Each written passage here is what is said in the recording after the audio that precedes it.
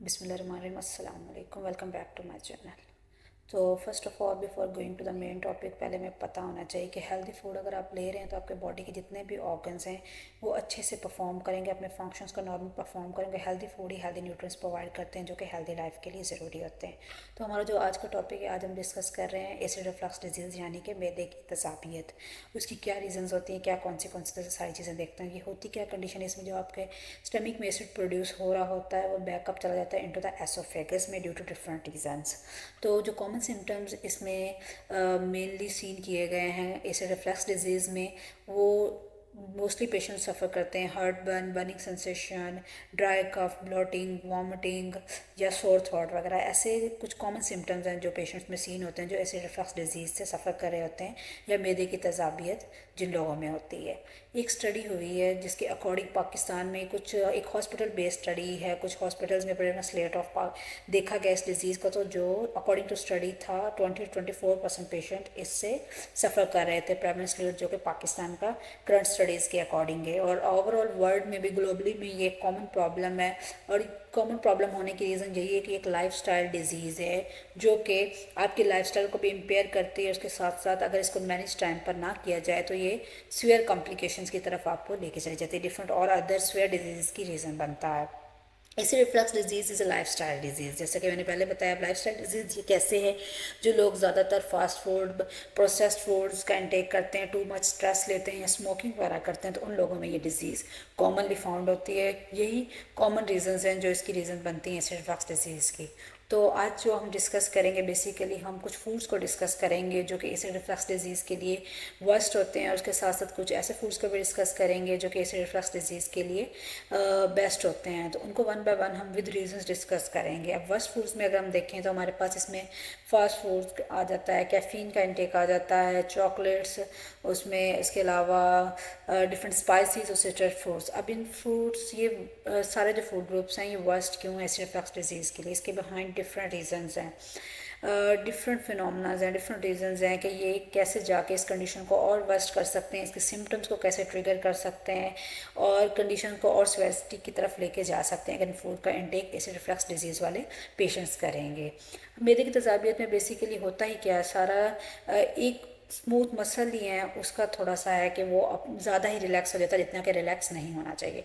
First food हमारे पास first food आ जाता है हाई फैट्स का इंटेक। इनको एसिड रिफ्लक्स डिजीज़ की कंडीशन में अवॉइड करना चाहिए, लिमिट करना चाहिए इन डाइट में। हाई फैटी फूड्स को एसिड रिफ्लक्स वाले पेशेंट्स को नहीं लेना चाहिए, क्योंकि हाई फैटी फूड्स क्या करते हैं, जो लोअर स्पिंचुअल एसोफेगस स्पिंचर होता है, जो स्मूथ मसल्स प्रेजेंट होते हैं at the junction of the stomach और एसोफेगस, उनको ये रिलैक्स कर देता है, जिसकी वजह से जो एसिड प्रोड्यूस हो रहा है स्टमक में वो बैक एसोफेगस में जाता है। इसके अलावा ये जो आपकी स्टमक की इम्पटिंग है उसको भी डिले करता है ये प्रोसेस। तो आपके सिम्टम्स इस तरह वर्स हो जाते हैं हाई फैट फूड के इंटेक से। सेकंड चीज़ है कैफ़ीन। कैफ़ीन डिफरेंट फॉर्म में हो सकती है, चाय, कॉफ़ी, किसी भी फॉर्म में आ रही है, ये भी आपके एसिड रिफ्लक्स डिजीज़ के जो सिम्टम्स हैं उनको ट्रिगर करता है, उनको ज़्यादा वर्स कर देता है। और एक स्टडी भी हुई थी कि जो डीकैफिनेटेड और कैफिनेटेड का कंपेयर किया गया, तो जो डीकैफिनेटेड कॉफ़ी का इंटेक कर रहे हैं उनमें इसके चांसेस कम था, ज़्यादा प्रेवलेंस रेट कैफिनेटेड वालों में था। उसके अलावा चॉकलेट्स का इंटेक, अब चॉकलेट्स में डिफरेंट कंपाउंड्स प्रेजेंट होते हैं लाइक मिथाइल xanthines वगैरह, थियोब्रोमाइन और कैफीन वगैरह, जो कि आपके मैदे की तजाबियत के जितने भी सिम्टम्स हैं जो कि हमने प्रीवियसली डिस्कस किए हैं उनको इंक्रीज़ करवाते हैं, उनको सिम्टम्स को इन्हेंस करवाते हैं ये जो कंपाउंड्स इसमें प्रेजेंट हैं। सो ट्राई करना चाहिए कि इनको चॉकलेट्स का इंटेक भी बहुत कम करना चाहिए जिन लोगों में जर्ड या एसिड रिफ्लक्स डिजीज़ प्रेजेंट है। उसके अलावा अगर हम नेक्स्ट फूड का बात करें जो कि एक वर्स्ट ऑप्शन होता है, वो है स्पाइसेस। अब स्पाइसेस का क्या है कि कुछ स्पाइसेस होती हैं जिनको हमने सारी स्पाइसेस नहीं होती, कुछ स्पाइसेस होती हैं जिनको ट्राई करना चाहिए कि अवॉइड करें और लिमिट करें, क्योंकि ये भी इरिटेशन कॉज करवा देती हैं some parts of the oesophagus और द स्टमक में ये प्रॉब्लम कॉज करते हैं, बर्निंग सेंसेशन, हार्ट बर्न, इस तरह के इश्यूज फेस करने पड़ सकते हैं, क्योंकि ऑलरेडी एक चीज़ आपकी डिस्टर्ब है, उसके अलावा फिर टू मच स्पाइसेस का इंटेक होगा तो वो प्रॉब्लम को और वर्स करेगा। और लास्ट हमारे पास वर्स्ट फूड कैटेगरी में आ जाते हैं citrus fruits.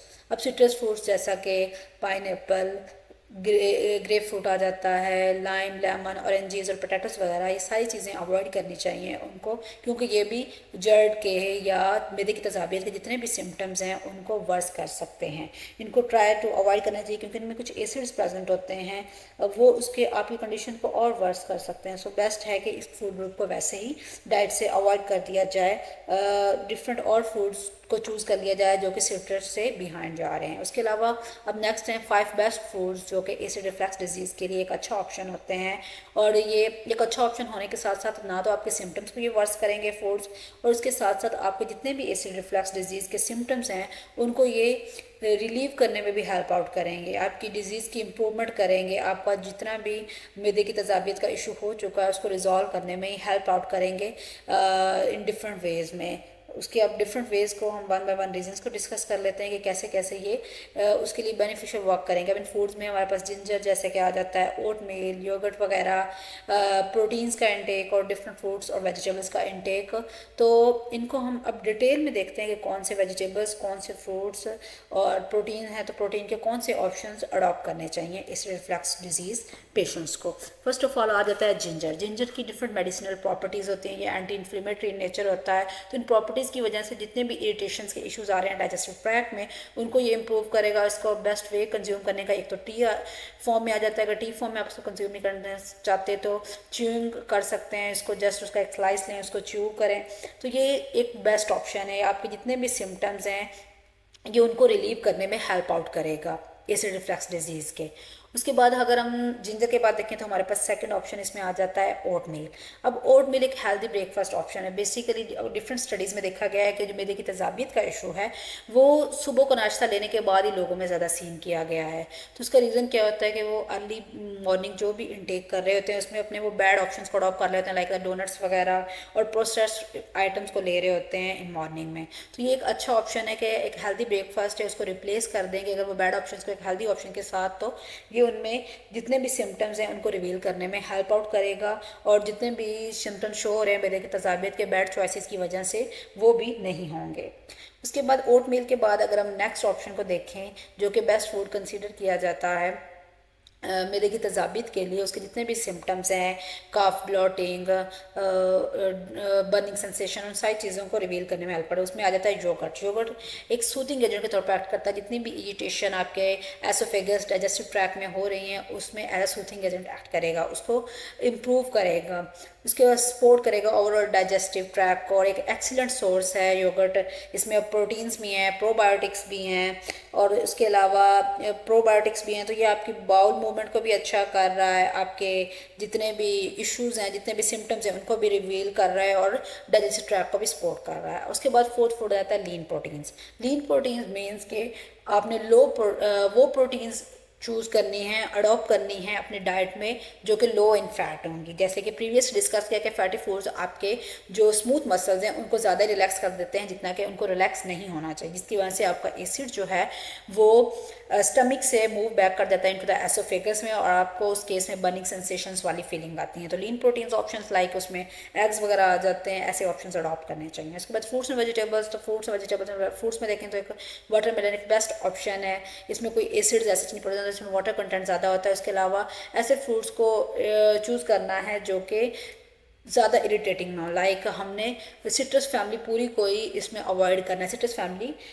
Acid reflux disease वाले पेशेंट्स को अवॉइड करें। जिसके बाद raw cook vegetables are good options हैं, उसमें भी वेजिटेबल्स का भी ध्यान रखना है कि green leafy vegetables, potato, turnip, carrots वगैरह सारे एक अच्छे ऑप्शन हैं। फ्रूट्स में भी देखें तो इसमें बनाना आ जाता है, अदर एप्पल आ जाता है, मैंगो आ जाता है वाटरमेलन के अलावा, ये भी अच्छे ऑप्शन हैं। लेकिन जो सिट्रस फैमिली के फ्रूट्स हैं लाइक ऑरेंजेस वगैरह, पाइन एप्पल, ग्रेप फ्रूट, वो सारे फ्रूट्स इस डिजीज़ में हम अवॉइड करेंगे। तो अगर हम इसमें ओवरऑल देखें तो इसमें हमने डिस्कस किया कि जर्ड है क्या, इसके कॉमन सिम्टम्स क्या हैं, इसके लिए वर्स्ट फूड्स कौन से हैं और बेस्ट फूड्स कौन से हैं। So thank you for watching my video. Don't forget to like, comment, share and subscribe. Allah हाफिज़।